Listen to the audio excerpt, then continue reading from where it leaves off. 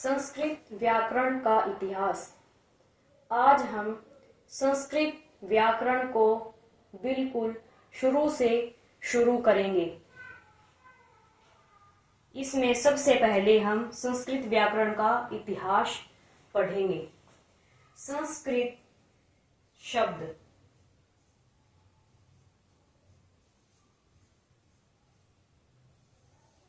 संस्कृत शब्द कैसे बना?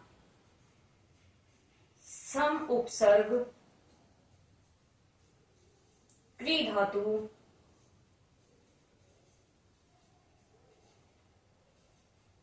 डू क्रिय करणे अर्थ में कतः प्रत्यय से मिलकर संस्कृत शब्द बना। संस्कृत शब्द में सम उपसर्ग क्री धातु डू क्रिय करने अर्थ में कतः प्रत्यय इससे मिलकर संस्कृत शब्द बना। डू क्रिय करने अर्थ में क्री धातु का प्रयोग होता है। ये डू क्रिय क्या है? ये क्री धातु का ही मूल रूप डू क्रिय है।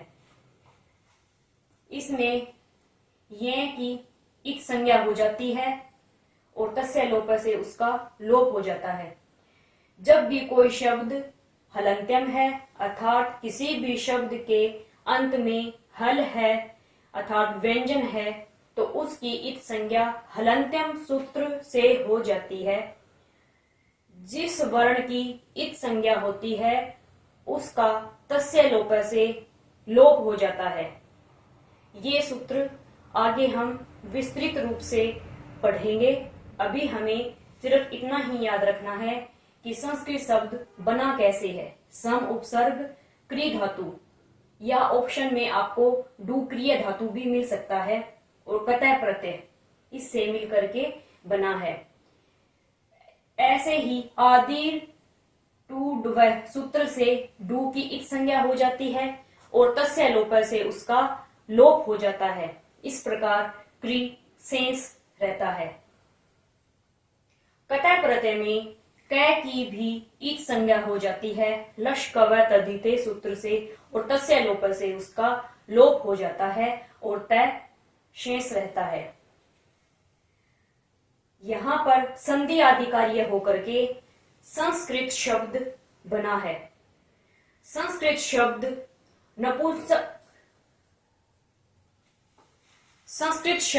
नपुंसक लिंग में चलता है। ये किसी भी भाषा का शब्द हमेशा नपुंसक लिंग में ही चलता है, इसलिए हम इसको संस्कृतम लिखते हैं। यहाँ पर क्या क्या प्रश्न बना कि संस्कृतम शब्द में उपसर्ग क्या है? सम उपसर्ग है। धातु क्या है? क्री धातु है या ऑप्शन में हमें डू क्रिय धातु भी मिल सकती है। प्रत्यय कौन सा है? कतर प्रत्यय है। इनसे मिलकर के संस्कृत शब्द बना है। संस्कृत शब्द का लिंग क्या है? नपुंसक लिंग है। यह नपुंसक लिंग में चलता है। संस्कृत जो है भाषा विज्ञान की दृष्टि से श्लिष्ट योगात्मक या संश्लिष्ट योगात्मक मानी गई है। संस्कृत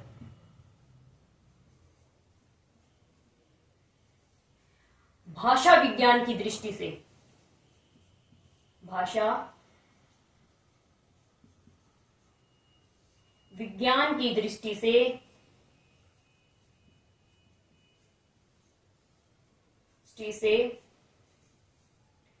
श्लिष्ट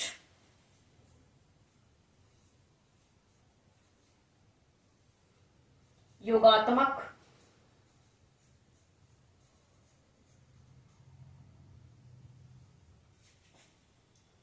व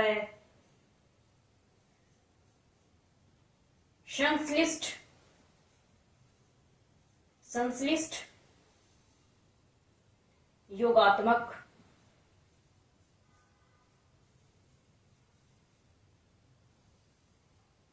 मानी गई है।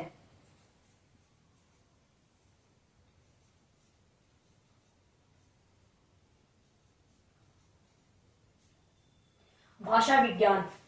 भाषा विज्ञान में हम ये पढ़ते हैं कि कोई भी भाषा, चाहे वो संस्कृत हो, हिंदी हो, जर्मन हो, इंग्लिश हो, कोई भी भाषा हो, वो भाषा, उस भाषा का परिवार क्या है, वो कौन से परिवार की है। जैसे संस्कृत भाषा भारोपीय परिवार की है और उसमें यह श्लिष्ट योगात्मक व संश्लिष्ट योगात्मक मानी गई है।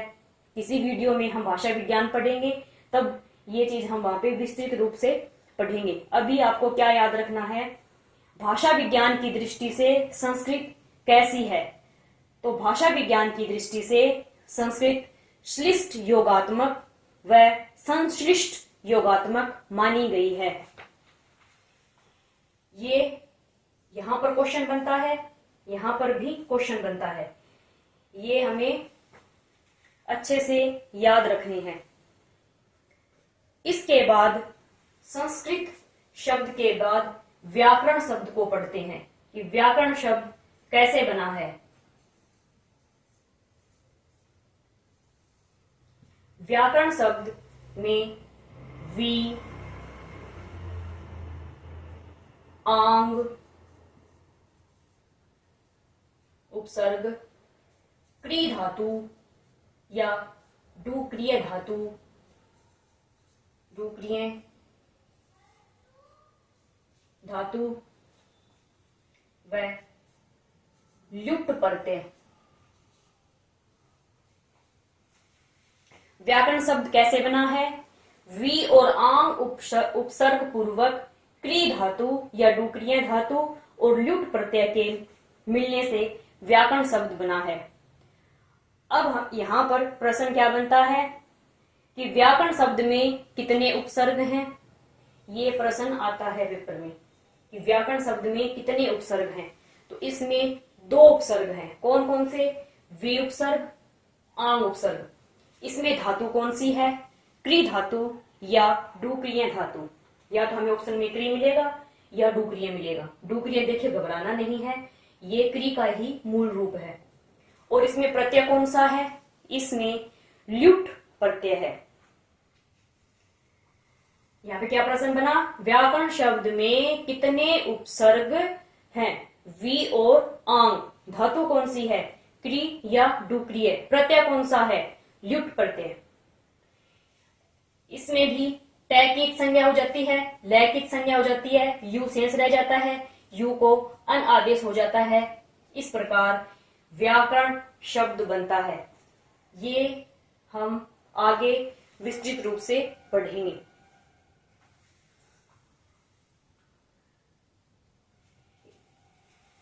जिस भी शब्द में ल्युट प्रत्यय लग जाता है वह शब्द भी नपुंसक लिंग में ही चलता है। वह शब्द भी नपुंसक लिंग में चलता है। व्याकरणम। एक प्रश्न यहां बनता है कि व्याकरण शब्द कौन से लिंग का है, तो यह नपुंसक लिंग का है। संस्कृतम शब्द कौन से लिंग का है, यह भी नपुंसक लिंग का है। संस्कृतम शब्द में उपसर्ग, इसकी व्युत्पत्ति क्या है, सम उपसर्ग क्री धातु कतः प्रत्यय से मिलकर संस्कृत शब्द बना है। संस्कृत भाषा विज्ञान की दृष्टि से श्लिष्ट योगात्मक व संश्लिष्ट योगात्मक मानी गई है। व्याकरण शब्द में वी, आंग, उपसर्ग, क्री धातु या डूक्रिय धातु, ल्युट प्रत्यय, इनसे मिलकर के व्याकरण शब्द बना है। व्याकरण शब्द की व्युत्पत्ति क्या है, व्याकरण शब्द की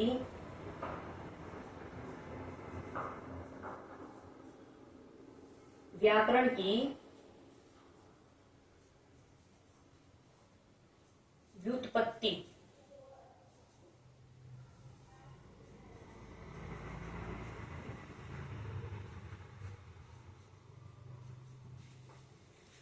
व्युत्पत्ति क्या है,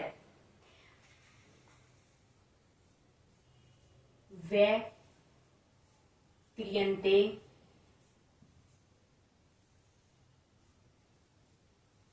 वि विच्यन्ते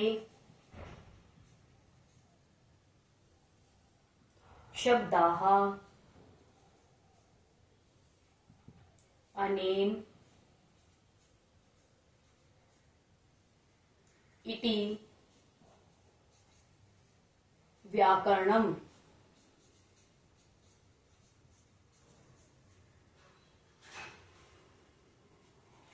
व्याक्रियन्ते विविच्यन्ते शब्दाः अनेन इति व्याकरणम्।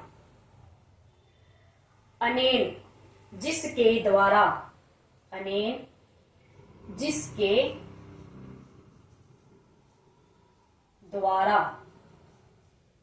शब्दाः शब्दों की, व्यय क्रिया विविच्यन्ते व्यय क्रिया कही गई है, इति व्याकरणम वह व्याकरण है। जिसके द्वारा शब्दों की व्यय क्रिया कही गई है, व्यय क्रिया की गई है, वही क्या है? व्याकरण है। व्यय क्रिया क्या होता है? व्यय क्रिया कही गई है मतलब व्यय क्रिया क्या होता है?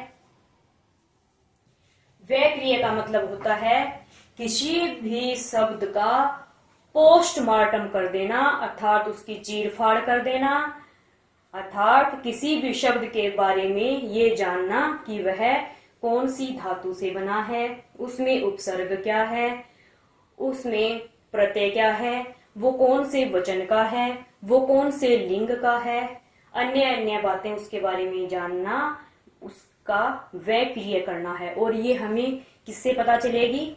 व्याकरण से पता चलेगी। किसी भी भाषा को जानने के लिए, समझने के लिए हमें सबसे पहले उस भाषा का व्याकरण पता होना चाहिए। यदि हमें उस भाषा का व्याकरण पता है तो ही हम उसको अच्छे से जान पाते हैं, तभी हम सही अर्थ निकाल सकते हैं। व्याकरण इतना महत्वपूर्ण है कि व्याकरण को जाने बिना हम उस भाषा का ज्ञान नहीं ले सकते, उस भाषा का सही अर्थ नहीं निकाल सकते। इसलिए व्याकरण को भाषा का प्रवेश द्वार व प्राण तत्व कहा गया है। व्याकरण को क्या कहा गया है? व्याकरण को भाषा का प्रवेश द्वार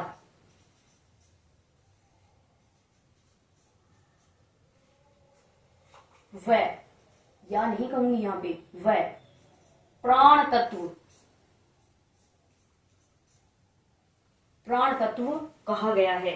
भाषा को, व्याकरण को भाषा का प्रवेश द्वार व प्राण तत्व कहा गया है।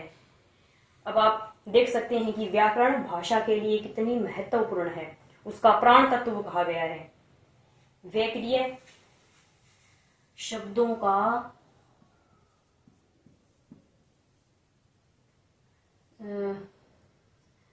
सीधी भाषा में लिख देती हूं, शब्दों की चीर फाड़ करना।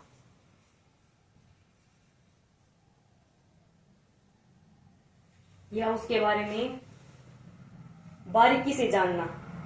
ठीक है। व्याकरण को भाषा का क्या कहा गया है? प्रवेश द्वार कहा गया है, वह प्राण तत्व कहा गया है।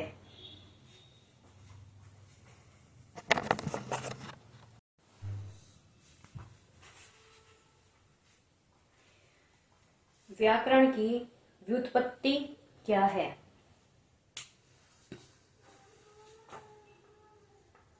व्याकरण की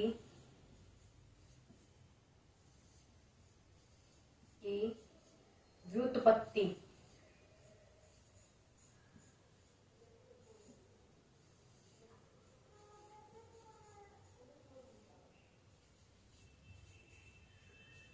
क्या है? व्याक्रियन्ते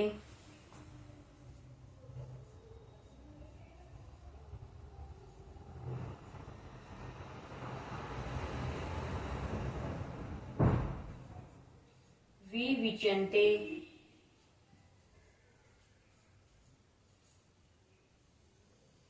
शब्दाः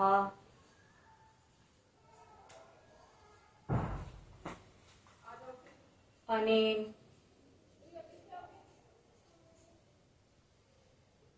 इति व्याकरणम।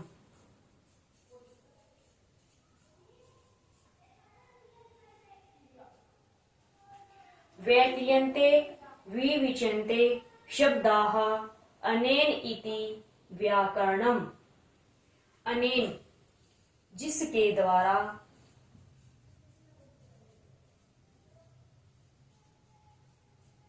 शब्दों की वह क्रिया कही गई है, इति व्याकरणम वह व्याकरण है। जिसके द्वारा शब्दों की वह क्रिया विविच्यन्ते कही गई है, इति व्याकरणम वह व्याकरण है।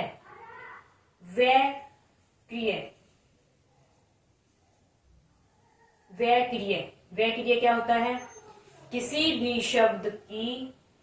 भी शब्द का चीर फाड़ कर देना, उसका पोस्टमार्टम कर देना, अर्थात उसके बारे में ये जानना कि वह कौन सी धातु का है, कौन सा उसमें उपसर्ग है, कौन सा उसमें प्रत्यय है, वह कौन से वचन का है, कौन से लिंग का है, वह वैक्रिय कहलाती है।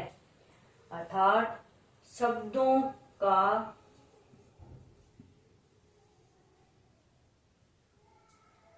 की प्रकृति क्या है, शब्दों का चीर फाड़ कर देना ही वैक्रिय है। व्याकरण की व्युत्पत्ति क्या कही गई है? वैक्रियन्ते विविच्यन्ते शब्दाः अनेन इति व्याकरणम। जिसके द्वारा शब्दों की वह क्रिया कही गई है, वह व्याकरण है। व्याक्रिय शब्दों की प्रकृति क्या है? शब्दों का चीर फाड़ कर देना ही वैक्रिय है। व्याकरण किसी भी भाषा को जानने के लिए, उसको समझने के लिए उसके व्याकरण का हमें ज्ञान होना चाहिए। चाहे वह दुनिया की कोई भी भाषा हो, उसका व्याकरण जाने बिना हम उस भाषा का सही अर्थ नहीं कर सकते।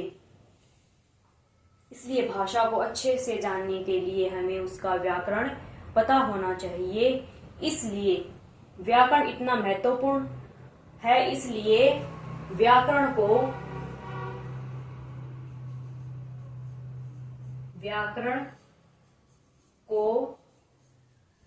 भाषा का प्रवेश द्वार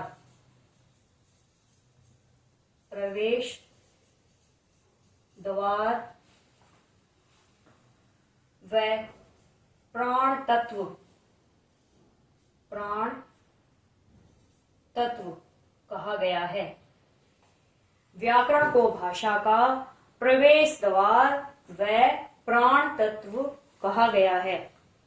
व्याकरण इतना महत्वपूर्ण है कि व्याकरण को भाषा का प्रवेश द्वार या प्राण तत्व कहा गया है।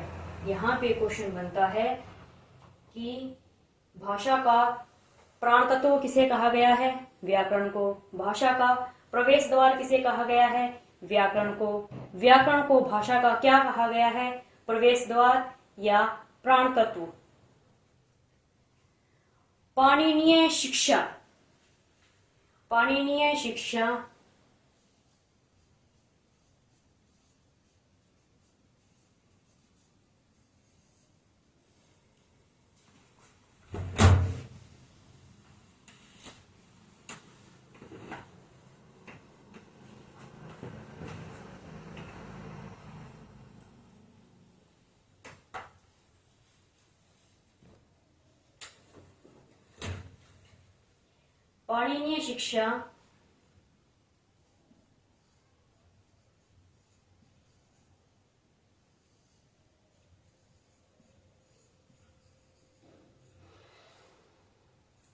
शिक्षा में 6 वेदांग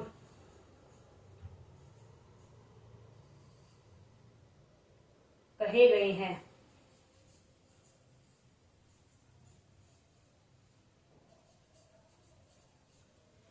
पाणिनीय शिक्षा में 6 वेदांग कहे गए हैं। 6 वेदांग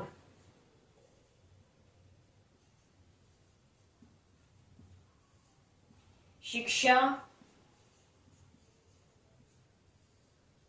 कल्प, निरुक्त,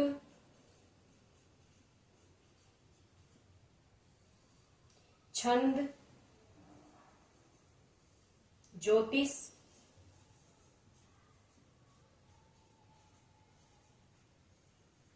व व्याकरण।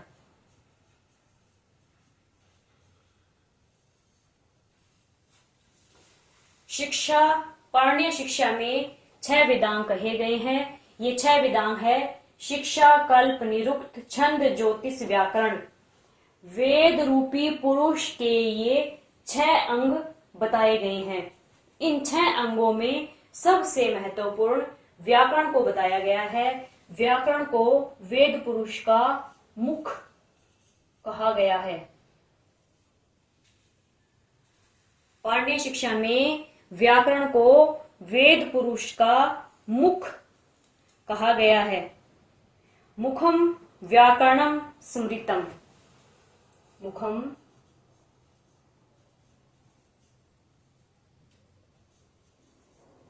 व्याकरणम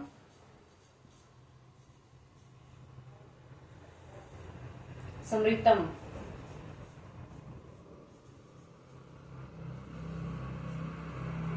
व्याकरण को मुख कहा गया है।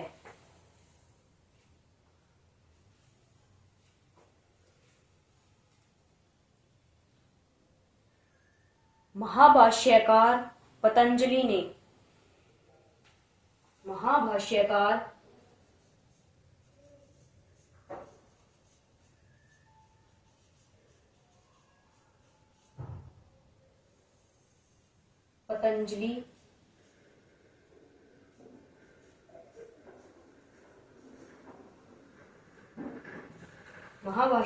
पतंजलि ने व्याकरण के बारे में कहा है, लक्ष्य लक्षणे व्याकरणम। लक्ष्य लक्षणे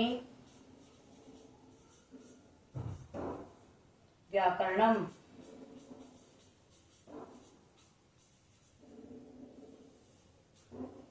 पतंजलि त्रिमुनियों में से एक है। त्रिमुनि पाणिनि, कात्यायन या वररुचि और पतंजलि में इनका नाम आता है। पतंजलि ने महाभाष्य लिखा है, इसलिए महाभाष्यकार पतंजलि ने व्याकरण के बारे में लक्ष्य लक्षणे व्याकरणम कहा है। लक्ष्य होता है उदाहरण,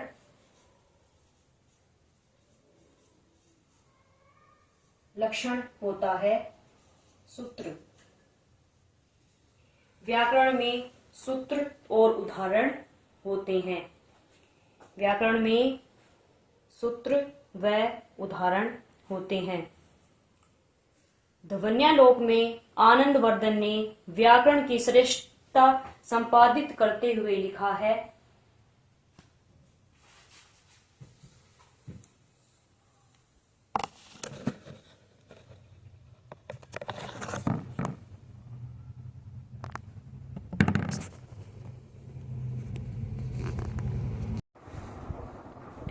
ध्वन्यालोक में आनंदवर्धन ने व्याकरण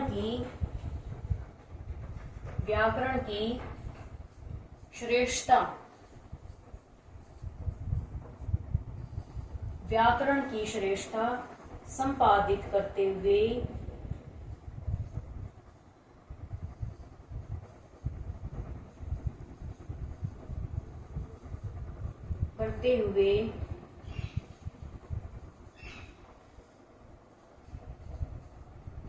लिखा है, प्रथमो ही विद्वांसो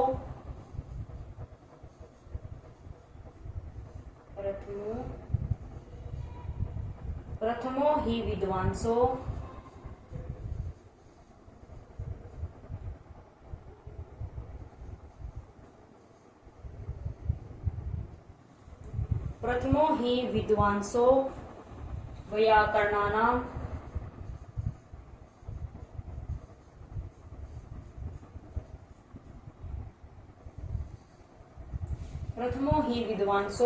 वैयाकरणानां व्याकरणं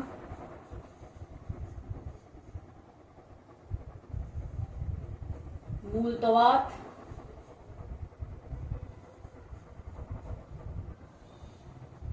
सर्वविद्यानां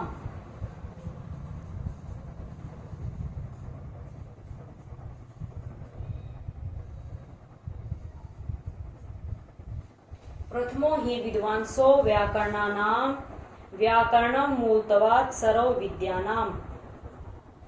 सभी विद्याओं का मूल व्याकरण है। विद्वानों को सबसे पहले व्याकरण जानना चाहिए, क्योंकि सभी विद्याओं का मूल व्याकरण है। पतंजलि ने महाभाष्य में निस्वार्थ भाव से व्याकरण पढ़ने का कथन किया है। पतंजलि ने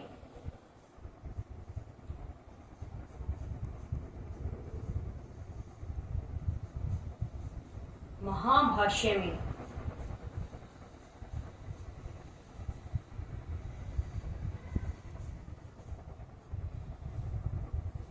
व्याकरण को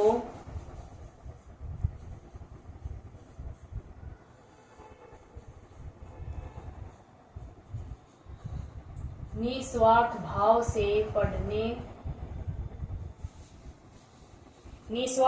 से पढ़ने का कथन किया है। ब्राह्मणेन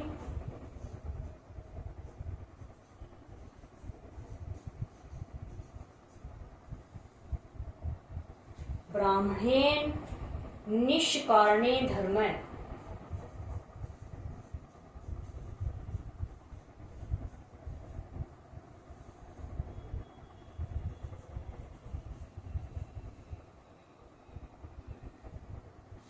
षडंगो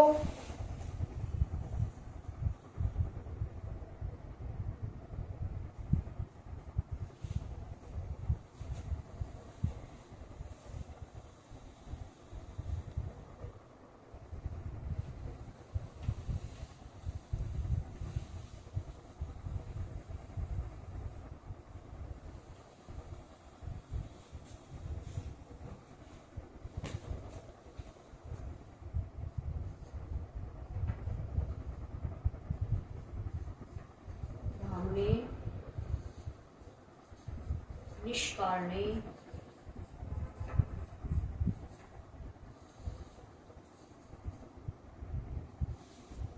षडंगो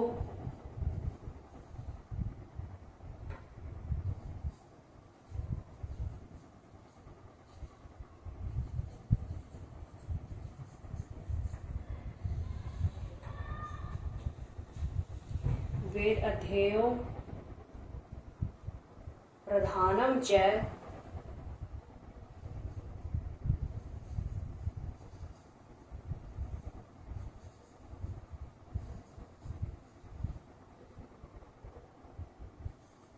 षट अंगेषु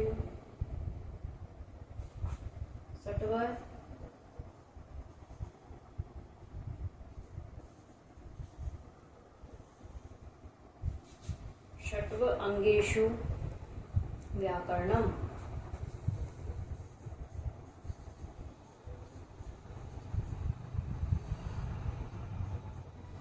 महर्षि पतंजलि ने कहा है, ब्राह्मणे निष्कारणे धर्म है, षड अंगो वेदो अध्येयो प्रधानम च षट्व अंगेषु व्याकरणम। ब्राह्मण के द्वारा निष्काम भाव से 6 वेदांग और 4 वेद इनका अध्ययन करना चाहिए। इन 6 अंगों में षट्व अंगेषु, इन 6 अंगों में भी सबसे प्रधान व्याकरण है। व्याकरण का अध्ययन तो अवश्य करना चाहिए।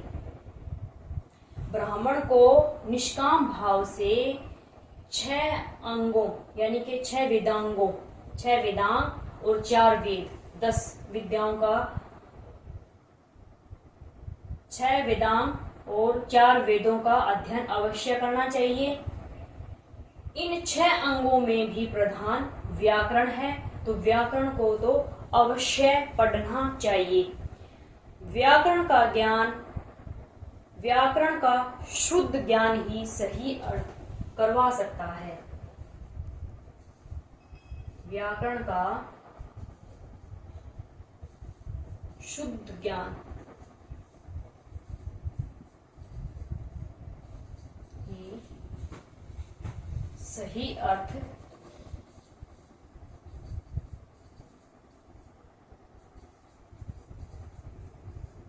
करवा